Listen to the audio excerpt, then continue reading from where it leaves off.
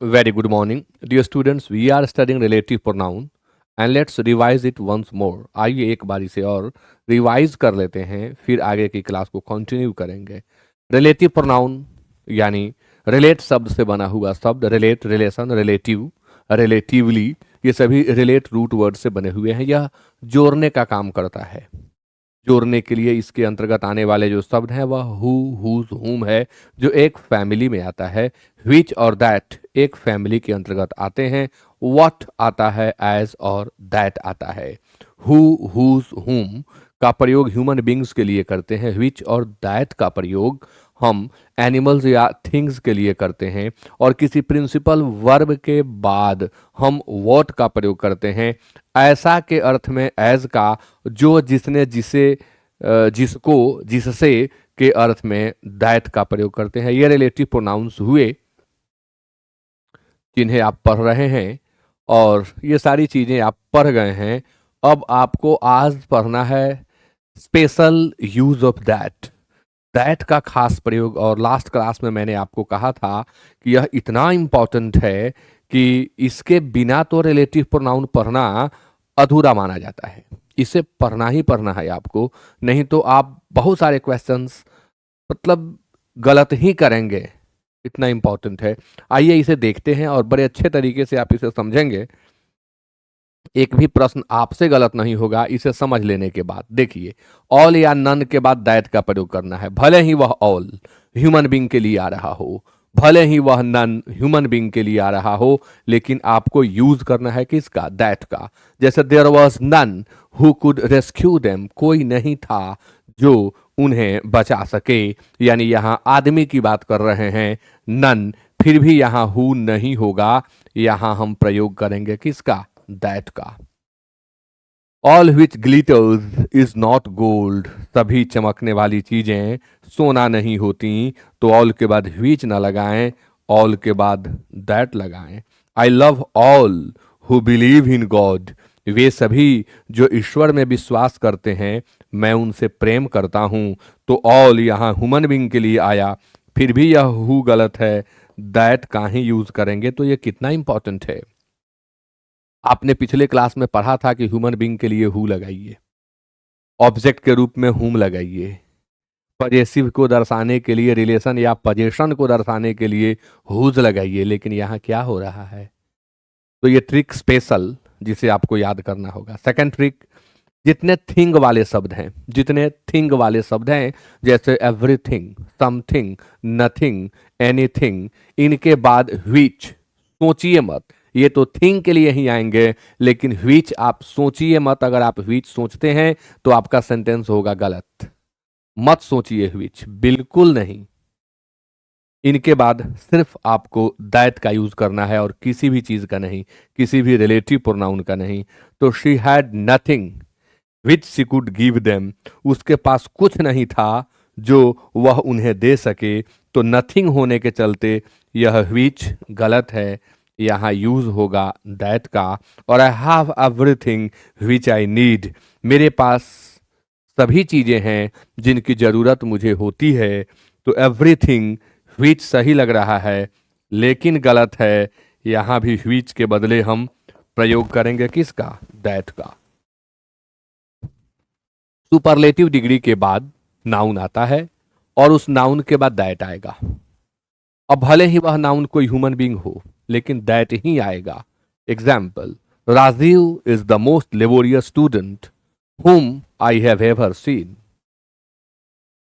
अभी तक जिन विद्यार्थियों को मैंने देखा है उनमें राजीव मोस्ट लेबोरियस स्टूडेंट है. तो मोस्ट लेबोरियस सुपरलेटिव डिग्री में है, इसलिए इस नाउन के बाद whom नहीं यूज करना है, हमें यूज करना है दैट. whom गलत है. He is one of the strongest persons who have been selected. तो यहां हु, जबकि स्ट्रॉन्गेस्ट सुपरलेटिव डिग्री. अब सुपरलेटिव डिग्री होने के चलते ह्यूमन बींग होते हुए भी हु का प्रयोग गलत है. यहां हम यूज करेंगे किसका? दैट का. अब कुछ लोग ये सोच रहे होंगे कि वन ऑफ लगा है फिर भी यहाँ हैव है. वन ऑफ से मतलब नहीं रह जाता है, एंटीसीडेंट से मतलब रहता है, एंटीसीडेंट प्लूरल है इसलिए वर्ब प्लूरल है। Trick number 4, the few, the little, the only, the very के बाद नाउन आएगा और उस नाउन के बाद दैट ही आएगा। कुछ और सोचना मना है, सोचिए मत, एकदम सोचेंगे गलती करेंगे आप, मत सोचिए। The few, the little, the only, the very के बाद कोई भी नाउन आया हो दैट का यूज करिए। Rishu is the only boy who can defeat him, तो यहां पर आप देख रहे हैं बॉय के पहले द ओनली लग गया, इसलिए हु का प्रयोग नहीं करना है, प्रयोग करना है दैट का।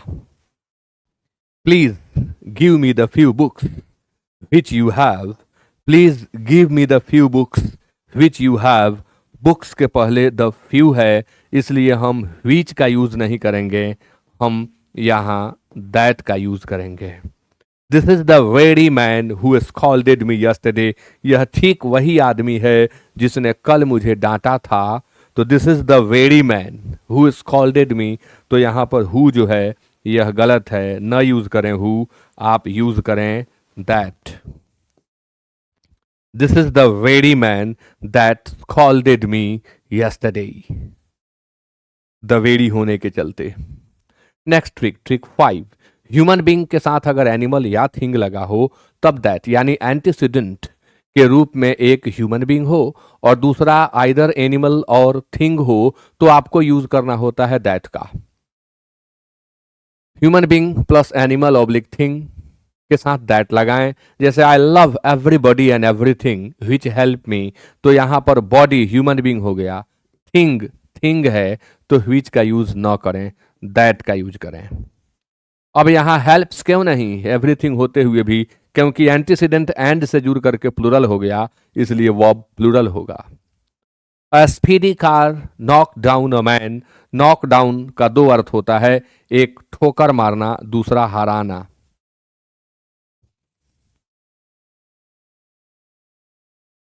A speedy car knocked down a man and his scooty which were crossing the road, तो which के बदले that होगा क्योंकि एंटीसीडेंट के रूप में एक वस्तु है और एक आदमी है।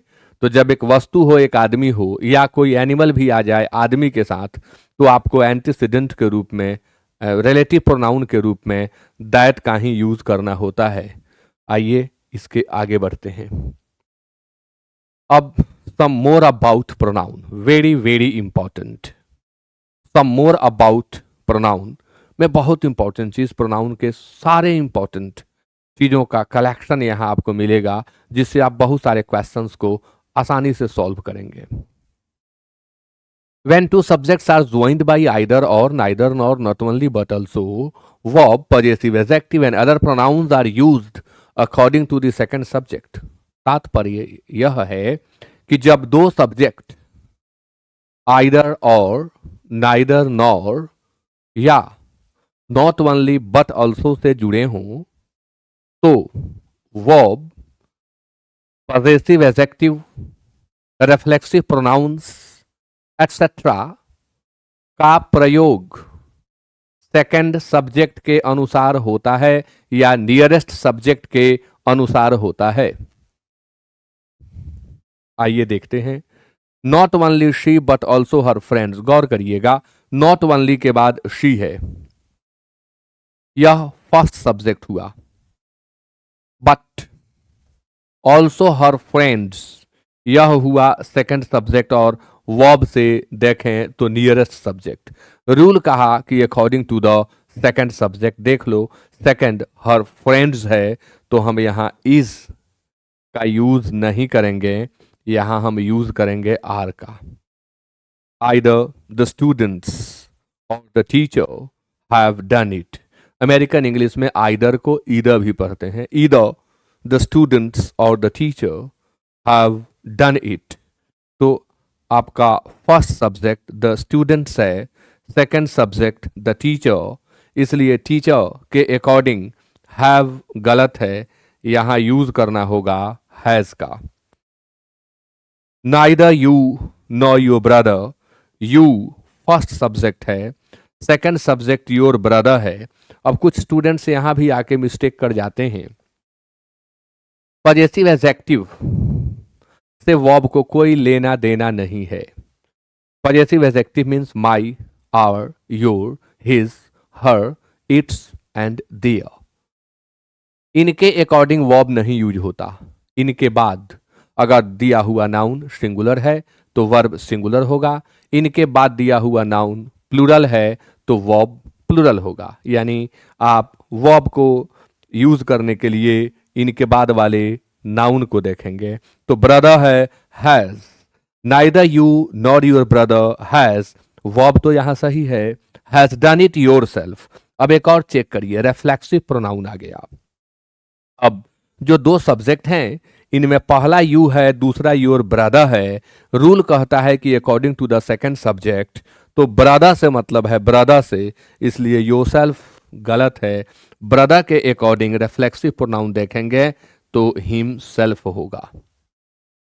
Not only you but also she has donated your salary, first subject and second subject has is correct, but how can your be correct with she, तो यह गलत है। शी के अकॉर्डिंग यहां हर चाहिए, हर सैलरी।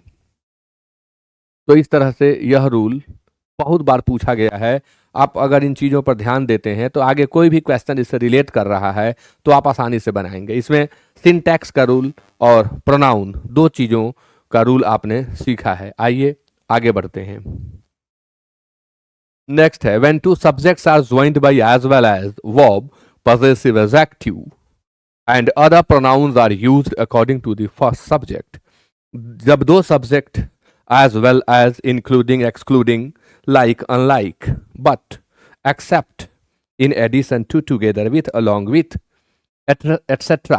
से जुड़े हुए हों तब verb, reflexive pronoun, possessive adjective या others का प्रयोग फर्स्ट सब्जेक्ट के अनुसार किया जाता है। अब इसमें हम फोकस करेंगे फर्स्ट सब्जेक्ट पर। तो एज वेल एज से जुड़ रहा है, mainly as well as he पूछता है। तो ही फर्स्ट सब्जेक्ट हो गया, सेकंड सब्जेक्ट यू हो गया। तो यहां चेक करना है फर्स्ट, ये याद होना चाहिए आपको। तो फर्स्ट के अनुसार तो आर नहीं होगा, यहां इज होगा। यह आर गलत है। She as well as her sisters, तो as well as she as well as, तो यहां का एज तो टाइपिंग में छूट गया है। तो she as well as her sisters can do it themselves. अब इसको चेक करना होगा। तो एज वेल एज के पहले देखिए शी है, तो शी के अकॉर्डिंग यह देमसेल्व्स बिल्कुल गलत है। यहां क्या होना चाहिए, शी के अकॉर्डिंग तो हर सेल्फ होना चाहिए, emphatic. You as well as he has misused his power, तो जब एज वेल एज से जुड़ा हुआ है तो आप यू को देख लें, इसको छोड़ दें, सेकंड से कोई मतलब नहीं। तो यू के अकॉर्डिंग देख रहे हैं तो हैज नहीं होगा, हैव होगा। फिर एक और चीज देखिए, हिज नहीं होगा, यू के अकॉर्डिंग योर होगा। यानी आंसर तीनों क्वेश्चन का हमने कर दिया और आप समझ गए होंगे। आइए आगे बढ़ते हैं।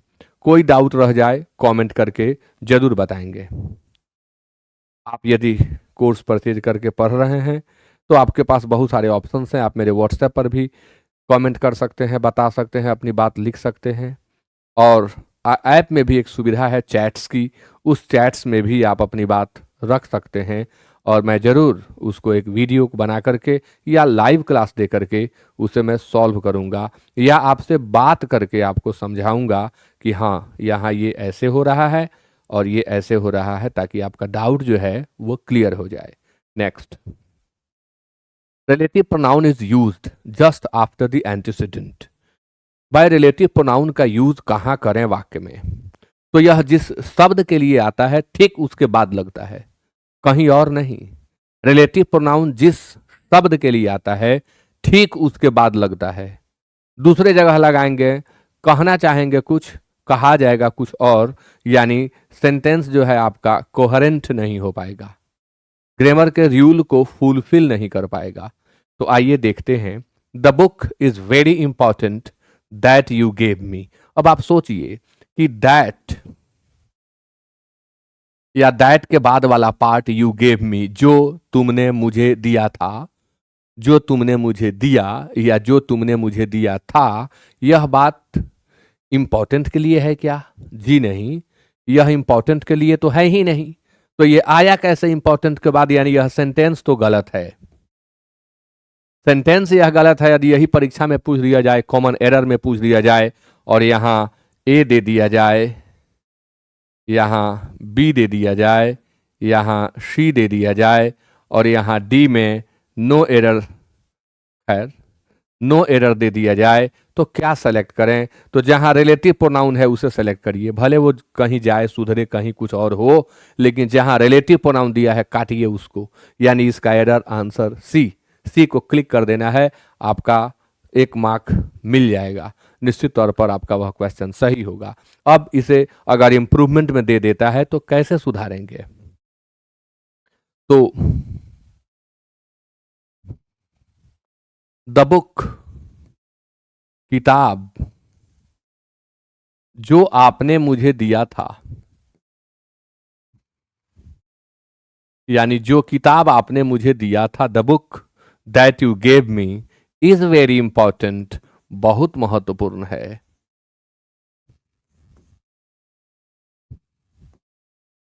ऐसे अब आप फिर चेक करिए, ऐसा नहीं कि हमने कह दिया और थोप दिया आपके ऊपर। आप इसे चेक करिए कि ये दैट किसके लिए लगा है? तो बुक के लिए। क्या बुक के बाद है? जी हां, यानी सेंटेंस हमारा सही है। अब आगे, the bag is heavy which is lying there, जो वहां पड़ा हुआ है। क्या पड़ा हुआ है भाई? हेवी पड़ा हुआ है, भारी पड़ा हुआ है कि बैग पड़ा हुआ है? तो निश्चित तौर पर बैग, तो व्हिच वाले पार्ट को काटिएगा, यहीं पर एरर है। आंसर होगा the bag which is lying there, the bag which is lying there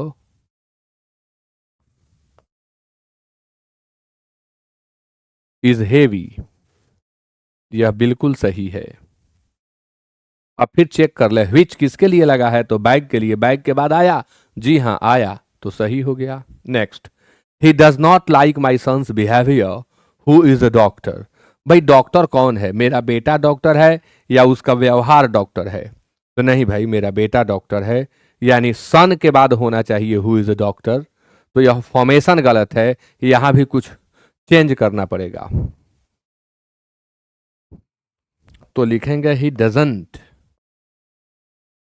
like the behaviour of your son. My son है। He doesn't like the behaviour of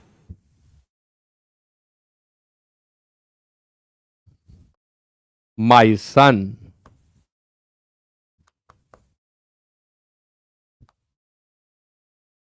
who is the doctor. अब आप check कर लें कि who किसके लिए लगा था? माई सन के लिए। माई सन के साथ आ गया, करेक्ट हो गया। Next, I like Shakespeare's poetry who was a famous poet. तो पोएट्री फेमस पोएट थी कि शेक्सपियर? तो शेक्सपियर, तो हम लिखेंगे I like the poetry of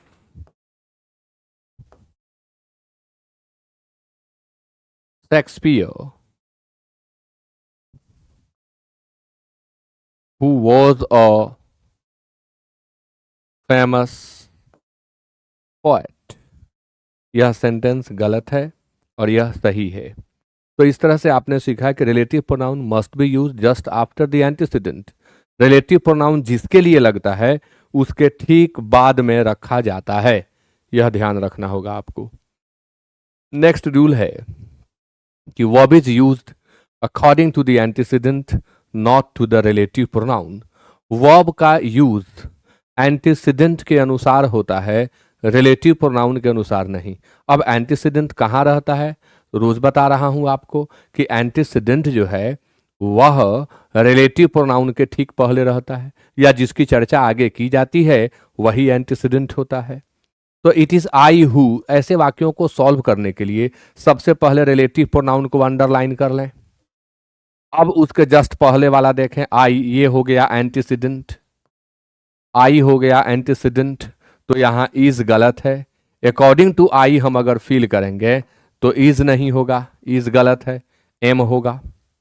he is one of the students who has been selected for the final round. तो relative pronoun को underline कर लीजिए, हु। इसके जस्ट पहले देखिए स्टूडेंट्स है जो कि प्लूरल है। अब एंटीसीडेंट प्लूरल है तो वर्ब प्लूरल होगा, हैज के बदले हैव होगा, हैज बिल्कुल गलत है। अब आप कहेंगे वन ऑफ के बाद तो नाउन प्लूरल होता है और वर्ब सिंगुलर होता है। जी हाँ, लेकिन जब एंटीसीडेंट वाली बात आ जाती है, रिलेटिव प्रोनाउन वाली बात आ जाती है, तो रिलेटिव प्रोनाउन के पहले देख करके ही वर्ब को भरना होता है, इसलिए वह रूल यहां फेल होता है। उसमें बीच में रिलेटिव प्रोनाउन नहीं आता, इसमें बीच में रिलेटिव प्रोनाउन आ जाता है, जो कि यहां हु के रूप में आपको दिखाई पड़ रहा है। The woman whom you want to meet are absent today। आप जिस औरत से मिलना चाहते हैं वह आज अनुपस्थित है, तो द वुमन, अब ये यू वांट टू मीट बीच में आ गया। कभी कभी ऐसा होगा कि सर तो बोले थे कि रिलेटिव प्रोनाउन के बाद, लेकिन यहां तो बीच में यहां एक क्लॉज आ गया, भरमाने के लिए स्टूडेंट्स मिसगाइड हो जाएं, गलत आंसर टिक कर दें, ऐसे क्वेश्चन दिए जाते हैं। आपको नहीं घबराना है, बीच में जब कोई क्लॉज आ जाए तो आगे बढ़ो। इसको अलग कर लेंगे एकदम, यू वांट टू मीट, ये अलग कर लीजिए, हटा लीजिए।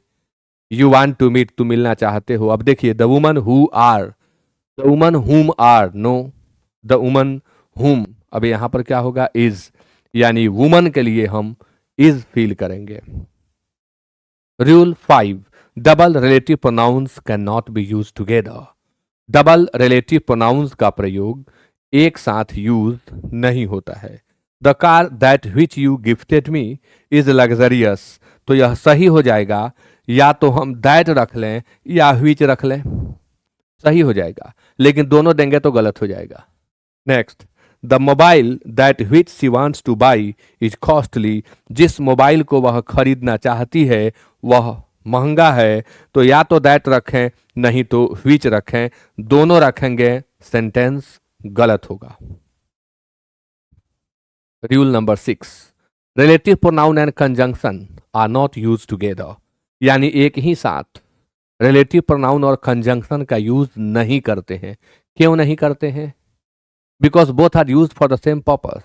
Really there is some difference, but दोनों का जो बेसिक फंक्शन है वह तो सेम है, दोनों कंबाइन करने का काम करते हैं, इसलिए इन दोनों का प्रयोग एक साथ नहीं करते हैं।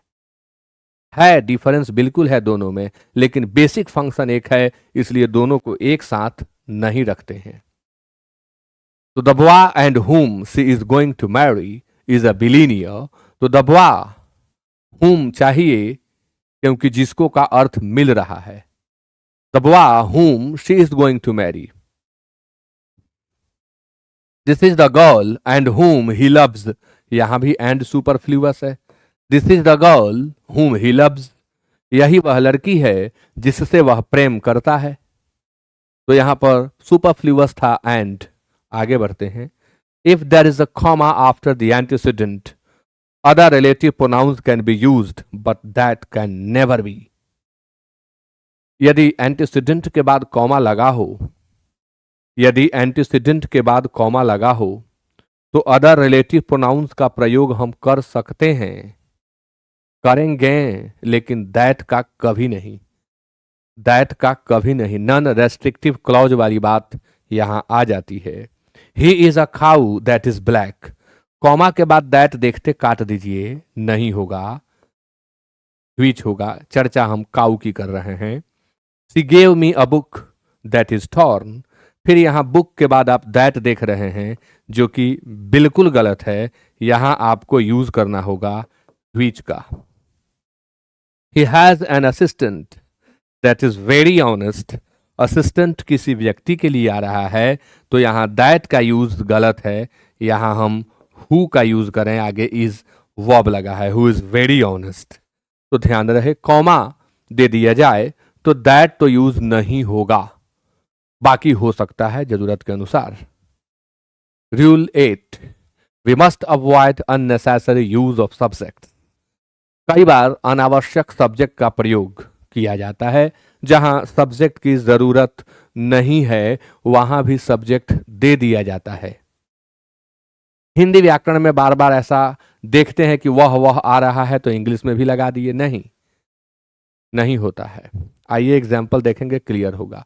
The girl who is dancing on the stage, she is my daughter. Hindi में हम कह लेते हैं कि जो लड़की मंच पर नृत्य कर रही है वह मेरी बेटी है।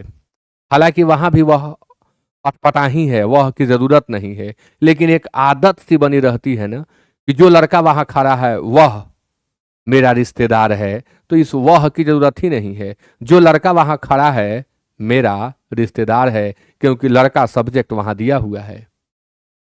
जरूरत ही नहीं है फिर सब्जेक्ट की जब तक एक कंप्लीट नहीं होता है। वही गलती यहां है। The girl who is dancing on the stage, she superfluous है, जरूरत ही नहीं है इसकी। इज माई डॉटर, एक और तरीका से आप जांच सकते हैं, जो सब्जेक्ट सबसे पहले हो उसका वर्ब और रिमेनिंग पार्ट लास्ट में होगा। इससे भी आप जांच लेंगे और पता चल जाएगा कि अरे ये तो बेवजह लगा हुआ था। जैसे देखिए, the girl is my daughter, the girl is my daughter, complete एक पार्ट। दूसरा पार्ट देखते हैं, who is dancing on the stage, यह अपने आप में complete. Who is dancing on the stage, इसी की क्या जरूरत, सुपरफ्लूअस है। The staff whom the DM had suspended, he is corrupt। तो आप देखिए, द स्टाफ इज करप्ट, भ्रष्ट है। whom the DM has suspended, he की क्या जरूरत, अनावश्यक लगा हुआ है, जबकि सही लगता है। Rishika being a laborious girl, she can do this work. तो इस पार्ट को मन ही मन पहले कर लीजिए। Being a laborious girl, Rishika can do this work, इस शी की क्या जरूरत। Next, some sentences ending in transitive verbs are considered to be incomplete if there is no object।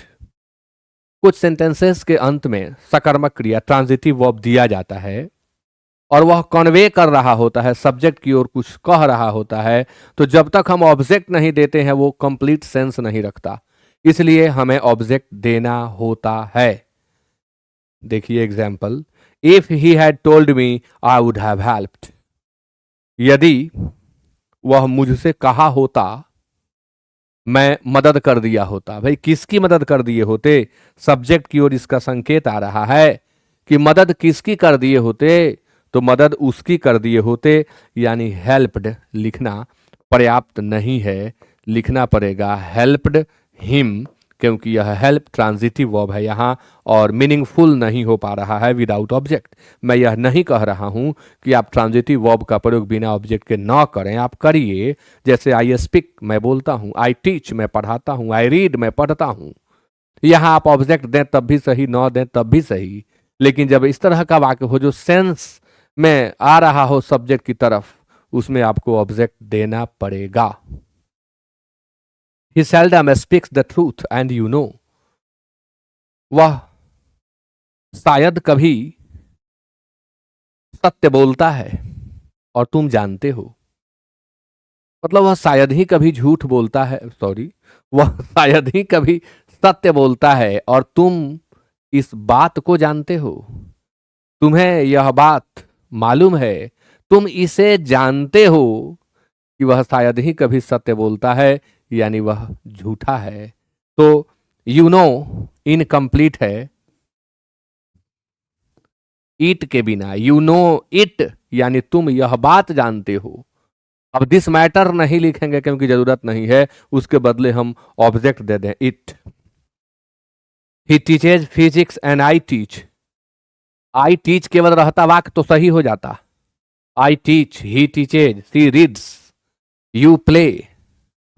इन सब में भी जो मैं बोल रहा हूं ट्रांजिटिव वर्ब ही हैं, लेकिन जब इस तरह से लिखेंगे कि ही टीचेज फिजिक्स, वह फिजिक्स पढ़ाता है, एंड आई टीच, मैं पढ़ाता हूं, तो भाई क्या, तो जिस तरह से इसको आपने ऑब्जेक्ट दिया है इसको भी दीजिए, नहीं तो ये इनकम्प्लीट माना जाएगा।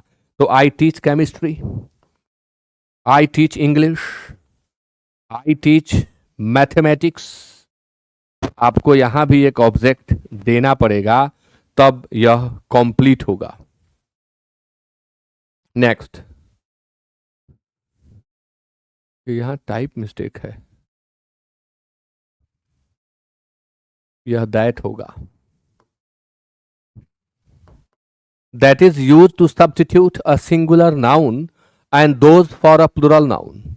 कई बार सब्स्टिट्यूशन को लेकर के क्वेश्चन दिया जाता है। अब जब क्वेश्चन सब्स्टिट्यूशन को लेकर के है तो समझिए कि किसके द्वारा उसे प्रतिस्थापित करें, हटाएं, रिप्लेस करें, किसके द्वारा। तो अगर यह सिंगुलर की चर्चा कर रहा है तो आप दैट का यूज कर लें, और प्लूरल की चर्चा कर रहा है तो आप यूज कर लें दोज का। तो the campus of the college is bigger then the campus of the college is bigger then the school.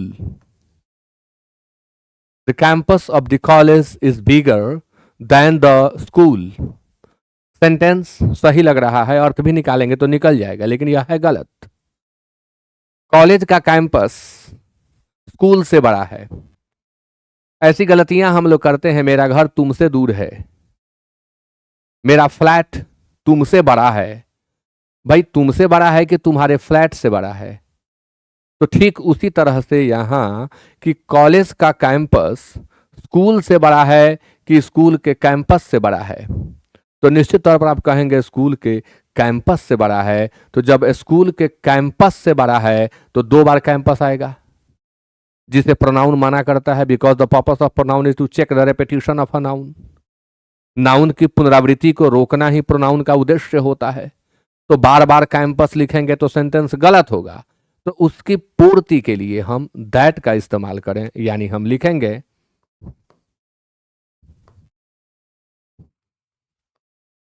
The campus of the college is bigger than, अब दी कैंपस के बदले दैट लगा देंगे क्योंकि कैंपस सिंगुलर है। That of the school, और यह सही होगा। The students of Saran are more laborious than Gorakhpur, यह सेंटेंस गलत है। सारन के विद्यार्थियों की तुलना हम गोरखपुर से कर दिए, जबकि हमें गोरखपुर के विद्यार्थियों से करनी थी। तो हम लिखेंगे द स्टूडेंट्स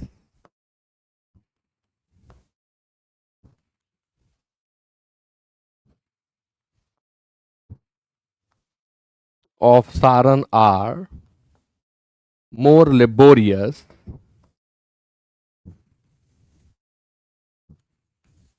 देन, अब दैट नहीं लगाएंगे, दोज लगाएंगे। क्यों? क्योंकि हम किसके बदले रख रहे हैं, स्टूडेंट्स के बदले। देन दोज ऑफ गोरखपुर, यह एक सही सेंटेंस है। अभी एक चीज इसमें मिसिंग है, एक और चीज चाहिए जो बार बार पूछा जाता है। ये जितने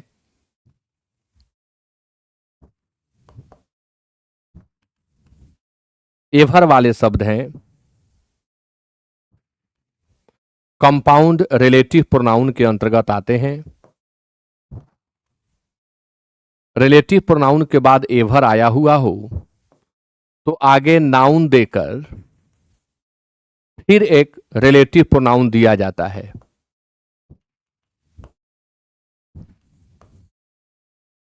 लेकिन यह रिलेटिव प्रोनाउन गलत होता है, इसे नहीं देना होता है। यानी जितने रिलेटिव प्रोनाउन के साथ एवर वाले शब्द हैं, जैसे what ever, which ever, who ever, ये जो शब्द हैं इनके बाद फिर रिलेटिव प्रोनाउन का इस्तेमाल न करें। इन्हें कंपाउंड रिलेटिव प्रोनाउन कहते हैं। एग्जाम्पल,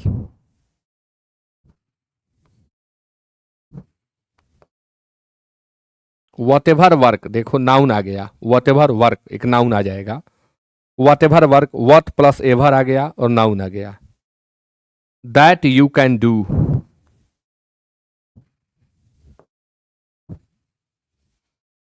विल बी appreciable,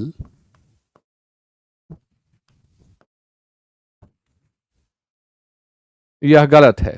यह वाक्य इसलिए गलत है कि यहां वॉटेवर के बाद नाउन आया और फिर दैट आ गया, तो हमें लिखना होगा whatever work you can do, whatever work you can do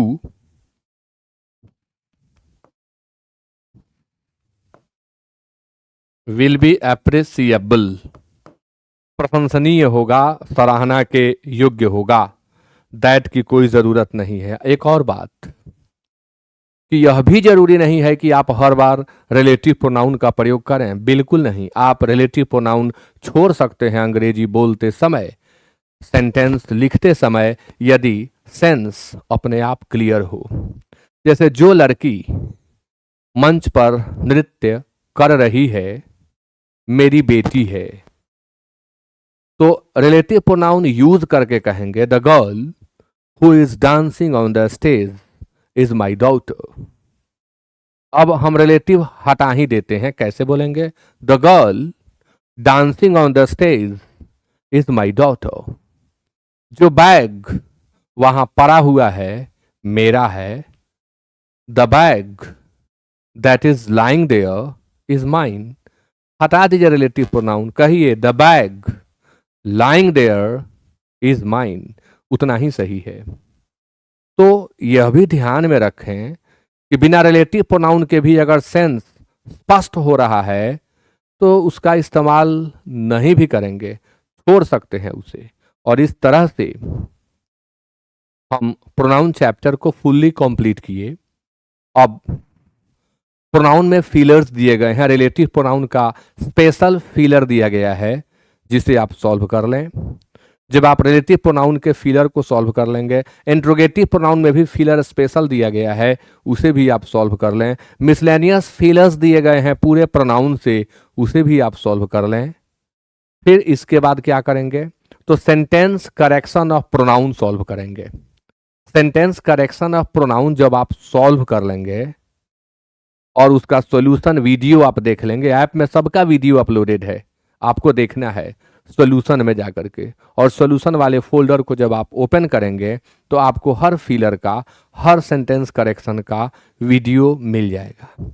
जब आप वीडियो देख लेंगे, हर चीज क्लियर कर लेंगे, तब अशोक सर की book a mirror of common errors का क्वेश्चन बना लीजिएगा। द बेस्ट किताब है, किताब खरीद ही लीजिए, बहुत ही अच्छा रहेगा। नहीं खरीद पाए तो मैं उसका पीडीएफ अपलोड कराया हूं, आप पीडीएफ से देख करके सॉल्व कर लीजिए। फिर उसका एक्सप्लेनेशन मैंने यूट्यूब चैनल पर कर दिया है। आपको रिपु सूदन सर यूट्यूब चैनल पर जाना है, सर्च कर लेना है pronoun a mirror of common errors Ripu Sudan sir. ये सर्च करेंगे, वीडियो आपके सामने होगा और आप हर चीज को समझ लेंगे। बहुत ही अच्छे तरीके से सब उसमें बताया गया है, आप सारे क्वेश्चन समझ लेंगे। तब प्रोनाउन का आप ऑनलाइन टेस्ट देंगे, जो ऑनलाइन टेस्ट अपलोडेड है आप उस टेस्ट को देंगे और आप तब देख पाएंगे कि आप प्रोनाउन में क्या कर पा रहे हैं। यदि लगे कि ना बहुत कम नंबर आ रहा है, यह बता रहा है कि आपको प्रोनाउन फिर से पढ़ना है, तो फिर से वीडियोज को देखिए। यही बेनिफिट है इसका कि आप जितनी बार चाहें देख सकते हैं, कोई रिस्ट्रिक्शन नहीं है वीडियो देखने के ऊपर। आप डाउनलोड कर लें, अगर ऐसी एरिया में आप रहते हैं जहां नेटवर्क की समस्या है तो आप उन जगह पर जाएं जहां नेटवर्क है, वहां वीडियो डाउनलोड कर लें और डाउनलोड करके देख लें। तो बहुत सारे ऑप्शंस हैं, करने वाले के लिए असंभव कुछ भी नहीं होता। जिसे करना नहीं है उसके पास बहुत सारे बहाने होते हैं। Nothing is impossible for a willing heart and everything is impossible for those hearts which don't have any will to do anything। तो आपका हार्ट जो है वो विलिंग होना चाहिए, आप कुछ भी कर सकते हैं, हर चीज आपके लिए संभव होगा। So with that today's class is over. मिलेंगे फिर नेक्स्ट क्लास में। Have a nice day.